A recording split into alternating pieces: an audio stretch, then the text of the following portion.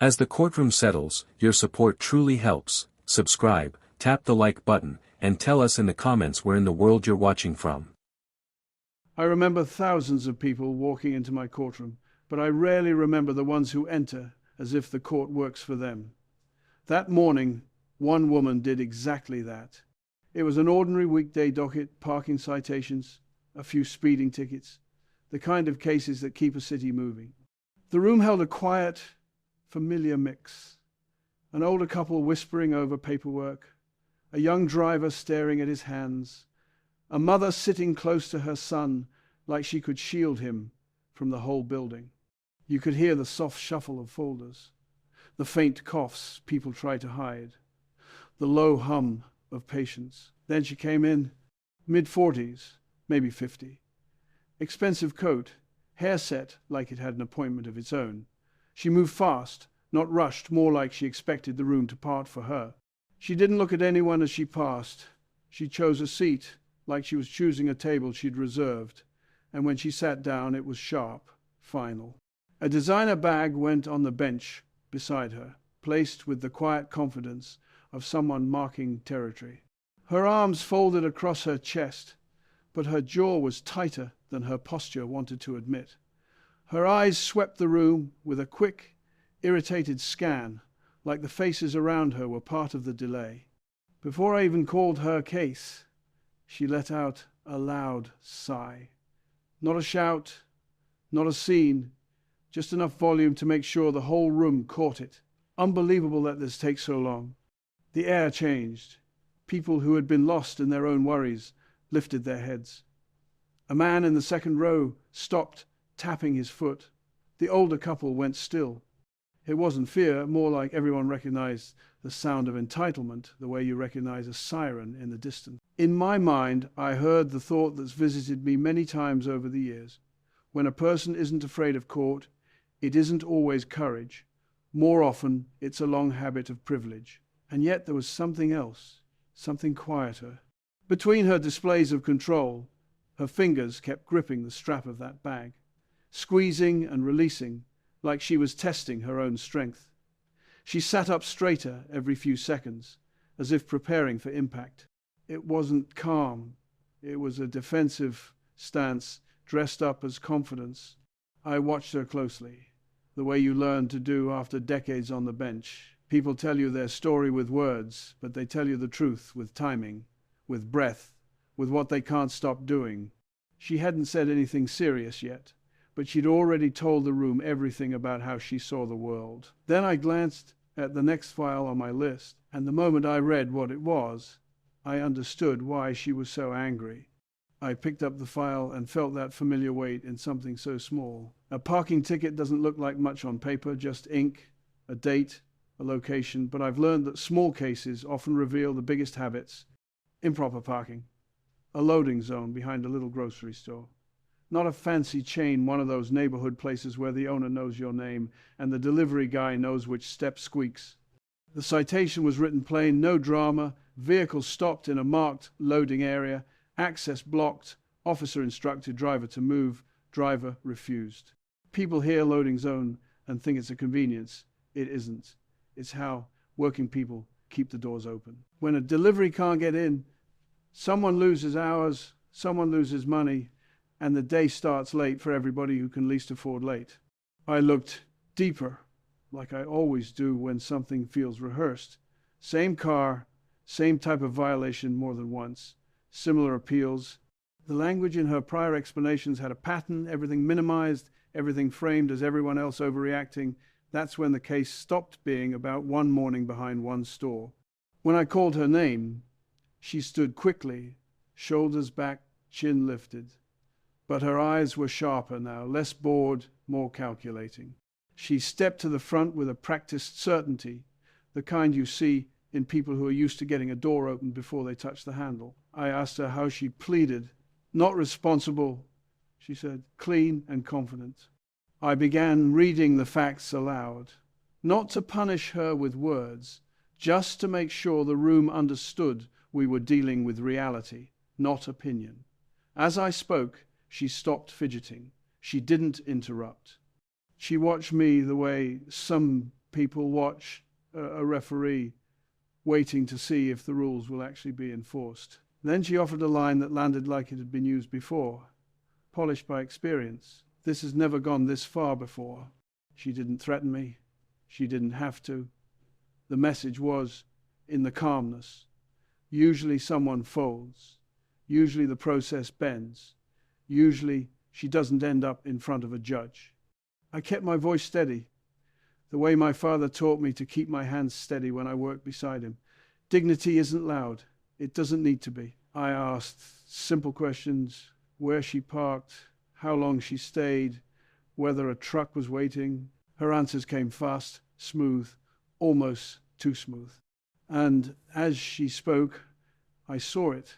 The slight delay before certain words, the quick glance down when she said just a moment, the tightening at the corners of her mouth when I mentioned the delivery. Her story sounded reasonable, the paperwork didn't, and that's the moment I knew the next few minutes would come down to one thing: whether her words could survive the facts. I let her finish before I spoke again. That matters. People reveal more in the space they think is safe. She told me she had been gone only a few minutes, said she hadn't blocked anyone, said there was plenty of room for a truck to get through. The words came out quick, practiced, like they'd been arranged in advance. As she spoke, she leaned forward just slightly close enough to feel assertive, not close enough to look aggressive. I turned the file so I could see it clearly, even though I already had. The timestamp said 18 minutes. The photograph showed a delivery truck angled awkwardly, its nose stopped short, nowhere to go. You could almost feel the idling engine from the picture alone. I didn't comment right away. I just let the silence sit there, heavy enough to invite honesty. A few people in the room shifted. Someone in the back shook his head without realizing it. Nobody said a word. I asked her again, calmly, about the length of time. This time, her answer changed, not completely, just enough. It felt shorter, she said. Her voice was firmer now, edged. Her shoulders tightened. Her fingers curled into her palm, nails pressing skin. I've seen that before. When the facts close in, the body knows first. I turned to the officer. I didn't need drama. I just needed clarity. He spoke the way good officers do, measured, respectful, factual. He explained that the truck had been waiting, that the driver had tried to signal, that she'd been asked to move and declined. He didn't raise his voice when he mentioned her tone, but he didn't soften it either. He said she spoke to him like he was an inconvenience, like he worked for her. No judgment, just memory. That's when she snapped. She cut him off mid-sentence, her voice louder than the room was used to hearing. Do your job. The words echoed off the wood and settled hard. Conversations stopped in other corners of the courtroom. Even the people who weren't paying attention before were now. I didn't react right away. I didn't scold her. I didn't raise my voice. I simply looked at her. In all my years on the bench, I've learned that anger isn't strength, it's usually fear arriving late. And right then, I saw it in her eyes. Not embarrassment, not remorse, fear of losing control of a situation she believed she owned. I felt a familiar thought pass through me, the kind my father used to teach without ever saying it out loud. Respect isn't demanded, it's demonstrated. I paused longer than usual, long enough for her breathing to change, long enough for the room to understand something had shifted. This was no longer about where a car was parked. And in that silence, she realized she'd crossed a line she couldn't step back over. The words hung in the air after she shouted them. Not outrage, not gasps, just a thick, waiting silence, the kind a courtroom knows well. People weren't reacting, they were watching. They understood something had shifted, even if they couldn't name it yet. Her breathing was sharp now, uneven. Her shoulders stayed squared, tense like wire pulled too tight. She kept her eyes locked on me, daring me to respond the way she expected, louder, harsher, emotional. I could see it plainly. This wasn't emotion. This was a person who had learned over time that volume creates results. I didn't raise my voice. I didn't interrupt her again. Instead, I set my pen down slowly, deliberately, and leaned back just enough to let the moment breathe. The pause stretched longer than comfort allows, long enough for the attention in the room to shift away from the bench and onto her. Silence has a way of doing that. When I finally spoke, my tone was steady, lower than before. Not cold, not kind, clear. No one raises their voice in this courtroom, I said, and no one gives orders here. I didn't say it to punish her. I said it because rules, when they matter, should be spoken plainly. For the first time since she'd walked in, something flickered across her face. Her eyebrows twitched. Her jaw loosened. She looked away just briefly, but that was enough. Control had slipped. I asked her a simple question. Not sharp, not loaded, just factual. One that brought us back to the moment behind the store, back to the car, and the block space, and the waiting truck. She started to answer and stopped. The words didn't come out right. She tried again. Her voice faltered. A few seconds passed where she said nothing at all. I watched her hands. They were still now. In all my years on the bench, I've seen this moment more times than I can count. When noise fails, when authority doesn't bend, when a person realizes they're being asked to listen instead of dominate.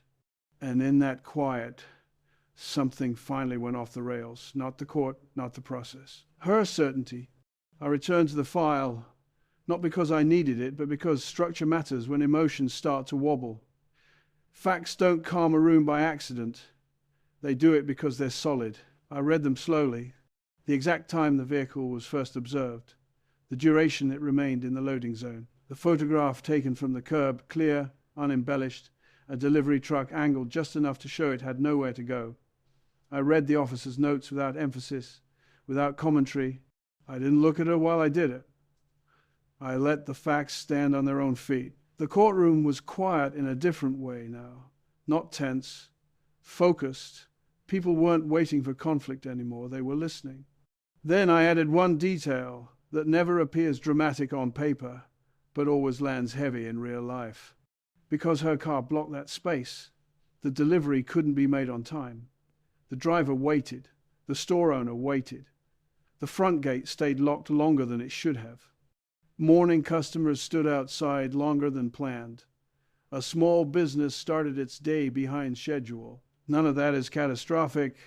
No headlines, no outrage.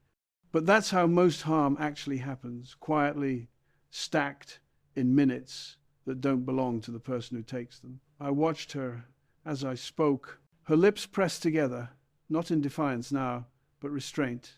Her eyes dropped not to the floor, but inward, like she was replaying something she hadn't planned to revisit. The challenge was gone. In its place was uncertainty. Then her voice came back, softer than before, almost careful. I was under a lot of stress that day. She didn't say it to escape responsibility. I could hear that. It wasn't an excuse, it was a crack. The first time she'd spoken like a person instead of a position. I nodded once. Stress explains behavior, I thought. It never excuses it. I delivered my decision plainly. The citation would stand, the fine would be paid in full. No reduction, no accommodation. And I was clear about why not as a lecture, but as a boundary. Repeated violations don't signal misunderstanding, they signal choice. I warned her what another incident would mean, not harshly, honestly. As I finished, someone in the gallery spoke, not loud enough to disrupt, just loud enough to be heard. Thank you, Judge. No applause, no reaction beyond that. Just a quiet acknowledgement from someone who understood what fairness looks like when it's done right. She stood there for a moment after I was finished, not arguing, not nodding, just absorbing the weight of a decision that didn't bend to volume or status. And that, I've learned, is often where the real impact begins. When I finished speaking, she didn't answer right away. No reflex, No protests, no last attempt to regain ground. She just stood there, still for a moment, as if she were adjusting to a room that no longer bent around her. "I understand," she said. It wasn't said softly to gain sympathy, and it wasn't sharp enough to sound resentful. It was flat, honest, and final. Not agreement, but acceptance. The kind that comes when a person realizes the argument is over not because they lost, but because there's nothing left to argue against. She picked up her bag. This time she didn't grip it like armor. Her movements were slower than when she came in, more measured. She didn't scan the room. She didn't look for reactions. She walked out the way people do when they're carrying a thought they didn't bring with them. After the door closed, the courtroom breathed again. You could feel it, papers rustling, chairs shifting, someone clearing their throat. The tension didn't explode or dissolve dramatically. It simply released, the way it does when fairness lands quietly and stays put. I called the next case. Another name, another set of facts. The docket moved forward like it always does. Justice isn't a single moment. It's a rhythm, and you don't stop the music for one note, no matter how sharp it sounded. But some notes stay with you. Months passed. Seasons changed. One afternoon, while reviewing routine compliance reports, I noticed something familiar, not because it stood out, but because it didn't. Her fine had been paid. On time, no extensions, no arguments. After that, her record went quiet. No repeat violations, no patterns, no returns to my courtroom. That's the kind of outcome most people never notice. It doesn't make headlines. It doesn't come with letters or apologies or dramatic turnarounds. But in my experience, it's the most honest kind of change, the kind that happens when no one is watching. Sometime later, I was walking through a courthouse corridor between sessions. Judges learn those hallways the way sailors learn tides. I saw her coming from the opposite direction. She recognized me before I recognized her. There was no tension in her face this time, no challenge, no performance. She nodded just once. I nodded back. We didn't stop. We didn't speak. We didn't need to. That exchange held more meaning than any words she could have offered in my courtroom months earlier. It told me she remembered not the fine, not the embarrassment, but the moment when the noise stopped working. As I continued down the hall, my thoughts drifted, as they often do, to my father. He never wore a robe. He never sat behind a bench. But he understood people. He believed authority should be steady, not loud. That dignity should never be surrendered, even when someone else throws theirs away. He used to tell me that justice isn't about silencing people. It's about leaving them alone with their conscience long enough for it to speak. That case reminded me of that. Some people enter court believing the world rearranges itself when they raise their voice, that rules are flexible if you push hard enough, that respect is something you take. Every now and then, life offers them a quieter lesson, one where no one yells back, one where the facts don't flinch, one where accountability stands still and waits. And when that happens, change doesn't announce itself. It simply shows up later in smaller choices made without an audience. Because shouting can force people to step aside, but only respect teaches them where they truly stand.